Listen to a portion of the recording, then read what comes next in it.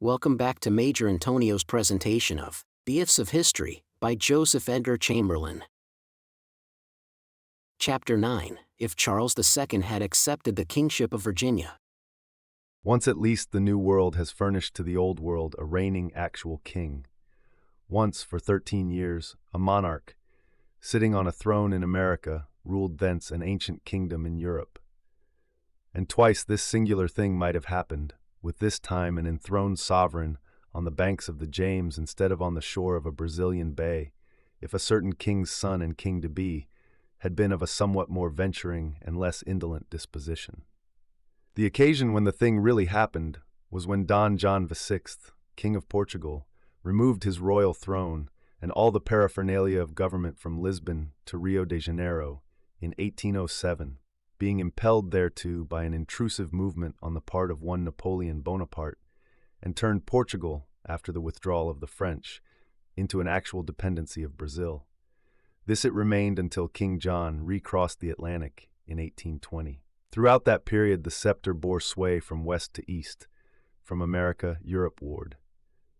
Very much the same thing would have occurred further north in the contingency to which I have referred, and if it had, a royalist or monarchist influence might have been laid upon the English colonies in America, which would have colored their history and institutions in a marked degree, even if their destiny had not been permanently affected. When Charles I, King of England, was arrested, imprisoned, and put to death by the Parliament party in 1649, Virginia experienced a shock of shame and indignation. That colony had absolutely no sympathy with Cromwell and his party. It was in no sense or part Puritan. The Cavalier sentiment dominated it completely, for though the bulk of its inhabitants came out very poor and were as far as possible from being gentlemen, they were not at all of the material of which Roundheads were made, nor had they any influence in the government of the province. The General Assembly represented the gentlemen of the colony, who were royalists to a man. It is not surprising, therefore, that upon the receipt of the news of the execution of Charles I, the General Assembly of Virginia lost no time in meeting and passing an act in which the dead king's son, Charles II, was recognized as the rightful and reigning sovereign. Legal processes and the machinery of the provincial government continued to run in the king's name. In England, Cromwell was installed as Lord Protector, but Virginia refused to recognize him or his title. At least one county of Virginia formally proclaimed Charles king, requiring all His Majesty's liege people to pray God to bless Charles II, King of England, Scotland, France and Ireland, Virginia, New England, and the Caribbean Islands. This, I believe, was the first appearance of the term King of Virginia, a title which was destined to be heard again somewhat later. Nor did the people content themselves with proclaiming Charles king. In 1650, Governor Berkeley sent Colonel Norwood to Holland to invite the prince to become the ruling sovereign of what Raleigh had called the new English nation on this side the water.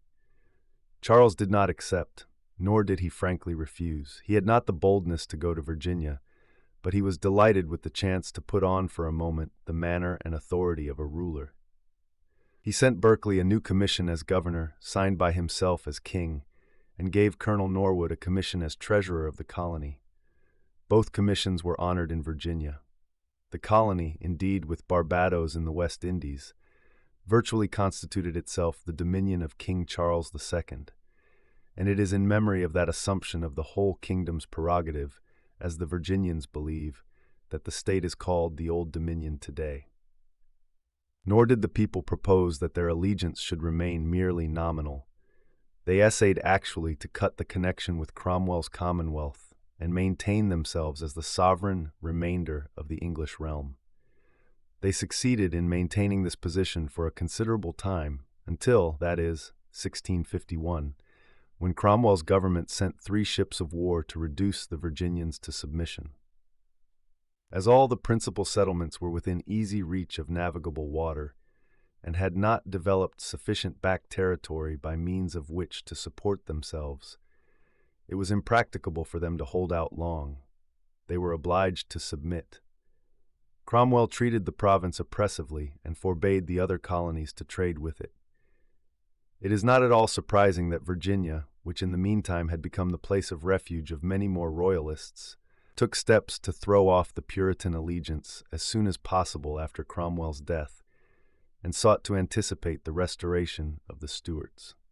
Sir William Berkeley, whom Cromwell had displaced with a Roundhead governor, was again called to the head of things by the people. He refused to assume the governorship at their mandate unless they gave him their solemn and formal promise to venture their lives and fortunes for King Charles II. This promise was given him by the unanimous voice of the electors.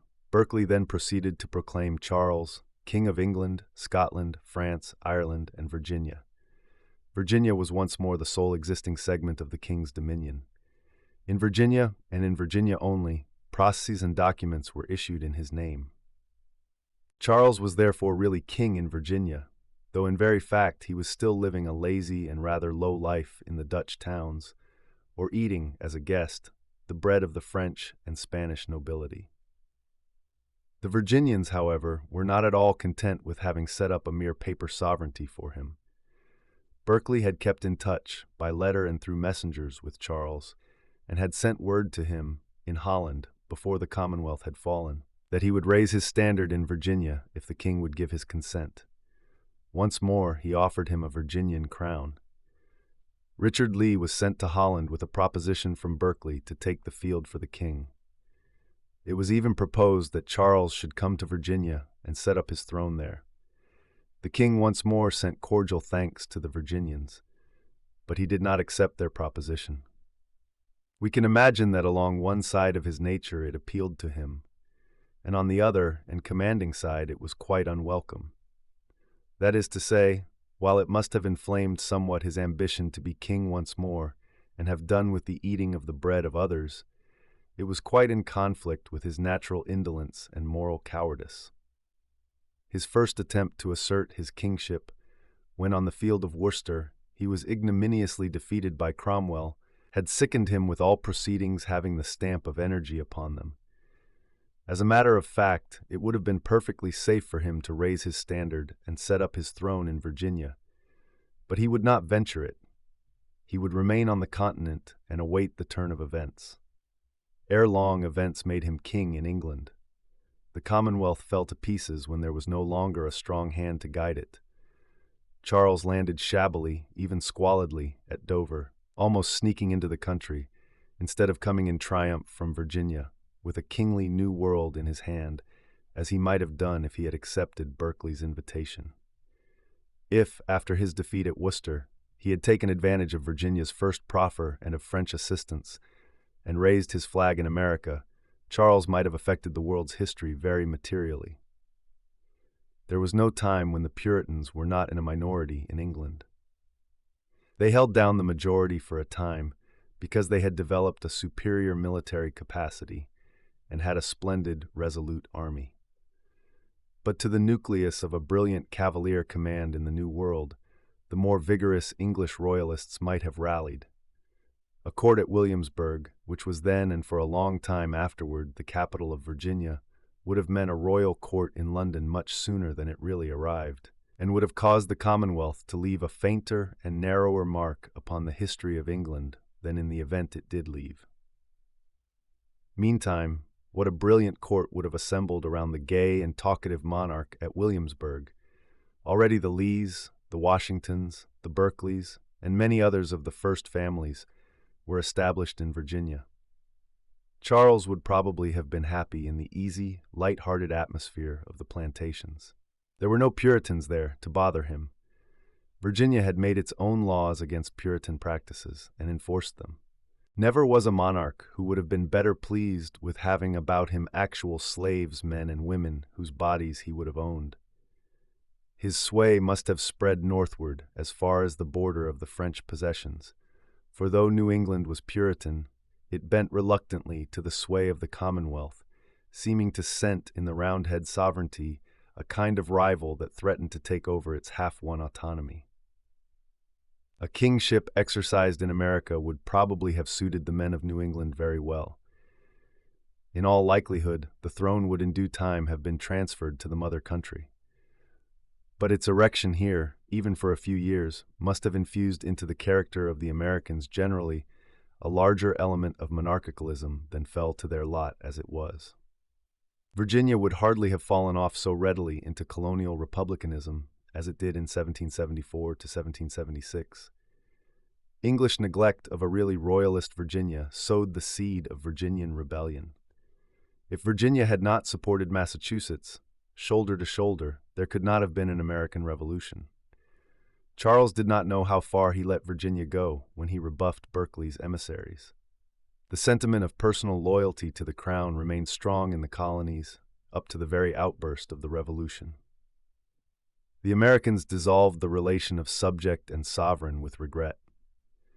If they had ever had a king whom they could call their own, the interest enkindled and perpetuated by his presence might very well have turned the scale in 1776 and prevented the withdrawal of the colonies.